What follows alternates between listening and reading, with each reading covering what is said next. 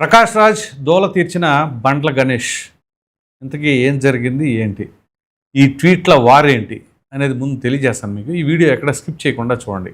వివరాలకు వెళ్ళినట్లయితే ప్రకాష్ రాజ్ తెలుసు కదా, సినిమాల పరంగా విలక్షణ నటుడు, కానీ సమాజ పరంగా అతను కూడా విలక్షణ వ్యక్తే.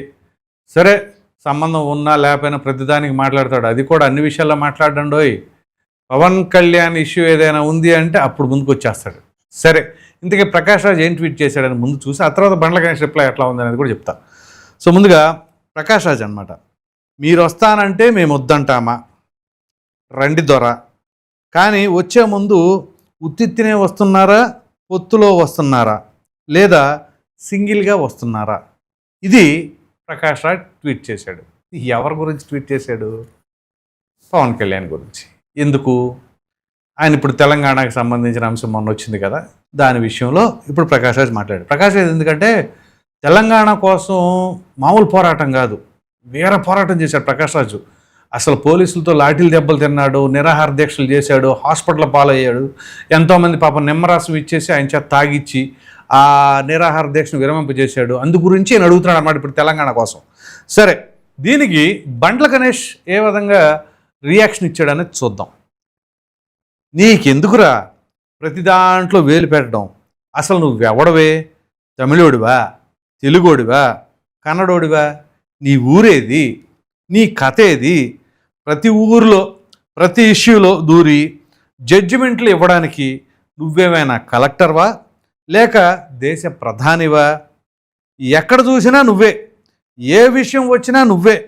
నీ బతుక్కి పని లేకపోతే చూసుకో, కానీ అందరి విషయాల్లో దూరి హీరోలా ఫీల్ అవ్వకు. ముందు నీ అడ్రస్ నువ్వు తెలుసుకో, తర్వాత ప్రపంచాన్ని మార్చే ప్రయత్నం చెయ్యి. ఇది బండ్ల గణేష్ గోవ పగిలే సమాధానం ఈ యొక్క ప్రకాష్ రాజ్కి ఇచ్చారు. సో ముందుగా మనం మాట్లాడుకోవాల్సింది ఏంటి అంటే, ప్రకాష్ రాజ్ బండ్ల గణేష్ కూడా చాలా గట్టిగానే అడిగాడు, నీకెందుకురా ప్రతి దాంట్లో వెళ్ళిపెట్టడం? ఇవన్నీ ప్రక్కన పెడితే అసలు నువ్వెవరవి అంటే, నువ్వు భారతీయుడివే, ఏ రాష్ట్రానికి సంబంధించినడివి? ఇప్పుడు పవన్ కళ్యాణ్ని అడగాలి అంటే ఈ క్వశ్చన్లు, మీరు వస్తానంటే మేము వద్దంట. ఒకటి, నువ్వు తెలంగాణ ఓడివా? నీ ఓటు హక్కు ఎక్కడ ఉంది? లేదు, నువ్వు ఒక పార్టీ రిప్రజెంటేటివ్గా ఒక పార్టీకి సంబంధించిన వాడికి అడుగుతున్నాను అని చెప్పేసి అడగొచ్చు. లేదా నాకు ఓటు హక్కు ఉంది కాబట్టి నేను అడుగుతున్నాను అని అడగచ్చు. అసలు నీ ఓటు హక్కు ఎక్కడ ఉంది, నీ అడ్రస్ ఎక్కడ ఉంది అని చెప్పేసి ఇప్పుడు బండ్ల గణేష్ అడుగుతున్నాడు. సో ఒక సామాన్యుడు ఓటు హక్కు ఉన్న వ్యక్తి, ఇదిగో నువ్వు మరి మా రాష్ట్రంలోకి వస్తానంటున్నావు కాబట్టి నీ స్టాండ్ ఏంటి? స్టాండ్ ఏదో ఒకటి పక్కన పెడదాం. అసలు నీ విధి విధానాలు ఏంటి? నువ్వు మా రాష్ట్రాన్ని ఏ రకంగా డెవలప్ చేయాలనుకుంటున్నావు అని చెప్పేసి అడిగితే తప్పులేదు. సింగిల్గా వస్తున్నావా, పొత్తులో వస్తున్నావా అంటే నీకేం అవసరం? సింగిలా పొత్తా కాదు, నువ్వు మా రాష్ట్రానికి ఏం చేస్తావు ఒకవేళ నిన్ను గెలిపిస్తే అనే ప్రశ్న ఎవరో ఏ వ్యక్తినైనా అడగొచ్చు. పోటీ చేస్తానికి వచ్చిన వ్యక్తిని అక్కడ ఓటర్ అయ్యి ఉండి అడిగితే తప్పేలే. లేదు, ఒక జర్నలిస్ట్గా ప్రశ్నించడంలో తప్పేలే. లేదు, ఒక రాజకీయ పార్టీ ప్రతినిధిగా అడుగుతున్నావా, అది తప్పేమీ లేదు. అవేమీ లేకుండా మాట్లాడితే రండి దొర అంటే నువ్వేమన్నా తెలంగాణ ఓడివా? తెలంగాణ కోసం విధేయంగా ప్రేతంగా పోరాటం చేసి పాపం అనేక రకాలైన కేసులు పెట్టించుకొని పోలీసులతో వేధించబడి ఇబ్బంది పడినోడివా? ఏం సంబంధం? అయినా నీకు ఎప్పుడు లేని సామాజిక బాధ్యత అంతా కూడా ఒక్క పవన్ కళ్యాణ్ విషయంలోనే వస్తుందా? వాటికి సమాధానం చెప్పాలి కదా. లేకపోతే ప్రతి దాంట్లో దూరి చేసేటప్పుడు ఎన్నో అన్యాయాలు జరుగుతున్నాయి, ఎన్నో అవినీతులు జరుగుతున్నాయి, ఎన్నో అక్రమాలు జరుగుతున్నాయి. వాటికి సంబంధించి ఎప్పుడైనా గతంలో ఇంకెవరినైనా ప్రశ్నించావా? పోనీ అంతెందుకు, నీకు ఆంధ్ర రాజకీయాల పైన లేదా పవన్ కళ్యాణ్ పైనే ఆ రకమైన దొగ్ధం ఉందనుకో.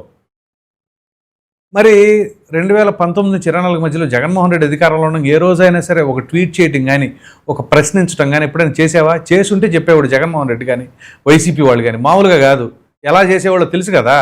అప్పుడు ఒక ప్రశ్న అడిగావా? అడగలా. ఇంక పోనీ తెలంగాణలో బీఆర్ఎస్ని కానీ ఇప్పుడు పరిపాలిస్తున్నటువంటి కాంగ్రెస్ పార్టీని కానీ ఎప్పుడైనా ప్రశ్నించావా? ప్రశ్నించలా. కానీ ఒక్క పవన్ కళ్యాణ్ ఎపిసోడ్ వచ్చినప్పుడు మాత్రమే మనకు ఎక్కడ లేని దుగ్ధంతా వచ్చేస్తూ ఉంటుంది. ఎందుకని తక్కసు? ఏమిటంత బాధ? నీకు పవన్ కళ్యాణ్కి ఏమైనా సరిహద్దు గొడవలు ఉన్నాయా? ఏమి లేవు కదా. మరి ప్రతిదానికి పవన్ కళ్యాణ్ అనగానే ఎగేసుకుంటూ వచ్చేసి ఎందుకు ప్రశ్నిస్తున్నావు అని చెప్పేసి బండ్ల గణేష్ చాలా గట్టిగా నిలదీసి మరీ అడిగాడు, అసలు నీ ఊరేది, నీ కథ ఏంటి? మరి నా ఊరు పలానా, నా ఓటు హక్కు ఇక్కడ ఉంది, నేను ఈ హక్కుతో అడుగుతున్నాను అని చెప్పేసాను. అసలు ముందు రండి ద్వారా మీరు వస్తానంటే మేము వద్దంటాను నువ్వెవడవు అసలా అని చెప్పేసి అంటున్నాడు ఆయన. మరి అంతే కదా.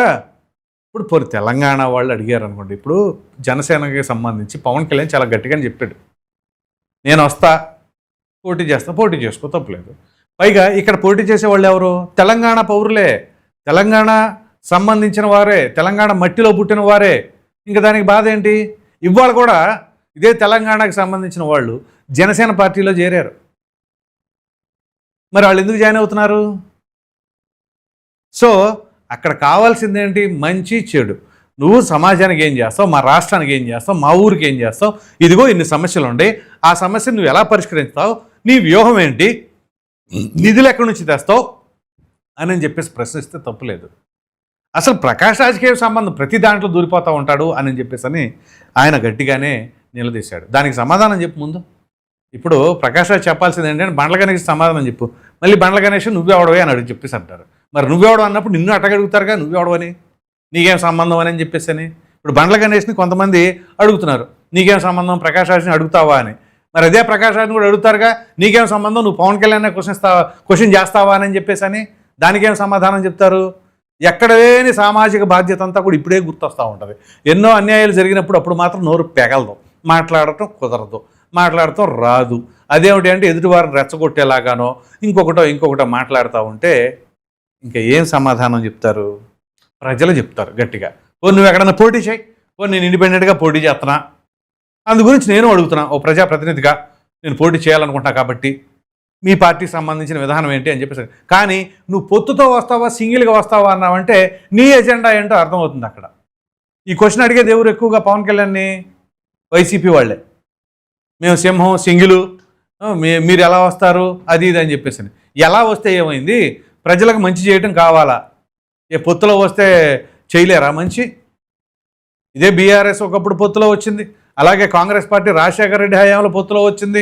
అంతెందుకు జగన్మోహన్ రెడ్డి వైసీపీ పొత్తులో పోటీ చేయలేదా? తెలంగాణలో సిపిఎంతో పొత్తు పెట్టుకుని పోటీ చేయలేదా?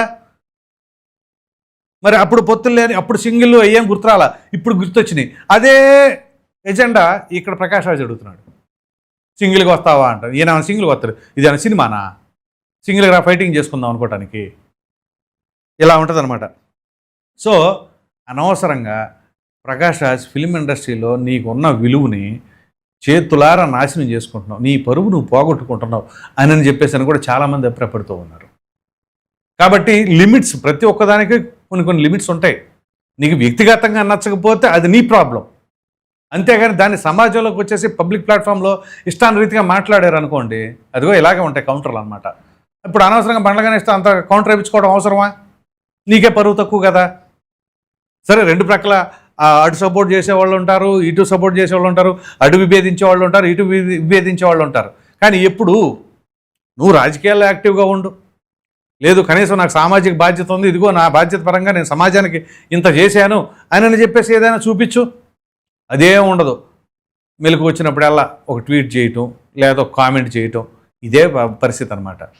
సో దీనివల్ల ఏమరుగుతుంది? కొంచెం పైశాచిక ఆనందం అనమాట. అమ్మయ్య పవన్ కళ్యాణ్ మనం అన్నాగా, అదొక ఆనందం, అదొక తృప్తి అనమాట మనోడికి ఒక విధంగా చెప్పాలంటే. సో పవన్ కళ్యాణ్ అనే వ్యక్తిని నిరంతరం ఆ అక్కసో ఆ ద్వేషమో వెళ్ళగక్కకపోతే వీళ్ళకి తెల్లారదు. ఇలా ప్రకాష్ రాజ్ ఒక్కడే కాదు, ప్రకాష్ రాజ్ లాంటి వాళ్ళు చాలామంది ఉన్నారు. మీరు గమనించారా? ఒకరి తర్వాత ఒకరు వస్తూ ఉన్నారు, పుట్టలోని పాముల్లాగా ఒకళ్ళ తర్వాత ఒకళ్ళు అనమాట. వీళ్ళందరూ టార్గెట్ ఏంటంటే ఒక్కడు పవన్ కళ్యాణ్. ఎందుకని? అటువంటి వ్యక్తి సమాజం కోసం ఏదో ఒకటి చేద్దాం అనుకుంటే అలా కాదు, గట్టిగా 1000 కోట్లు తినేసి 100 కోట్లు మెక్కేసి అవినీతులు చేసేసే వాళ్ళు ఉంటారు చూసారా, వాళ్ళకి చెక్ పడుతుంది అని చెప్పేసి వాళ్ళ ద్వారానే ఇట్లాంటి విషపురుగులను సమాజంలోకి వదులుతున్నారు అని కూడా చాలామంది అభిప్రాయపడుతూ ఉన్నారు. సో ప్రకాష్ రాజ్ ఏదైనా చేస్తే సహేతుకంగా చేయి, కన్స్ట్రక్టివ్గా మాట్లాడు, నిలది. కానీ సంబంధం లేకుండా ప్రతి దాంట్లో దూరి మాట్లాడితే మాత్రం పద్ధతిగా ఉండదు అని చెప్పేసి బండ్ల గణేష్ చాలా గౌరవప్రదంగా చెప్పారు అని చెప్పేసి అని కూడా కొంతమంది అభిప్రాయపడుతున్నారు. మరి మీరేమనుకుంటున్నారు అనే అభిప్రాయాన్ని కామెంట్లో తప్పకుండా తెలియచేయండి. Thank you.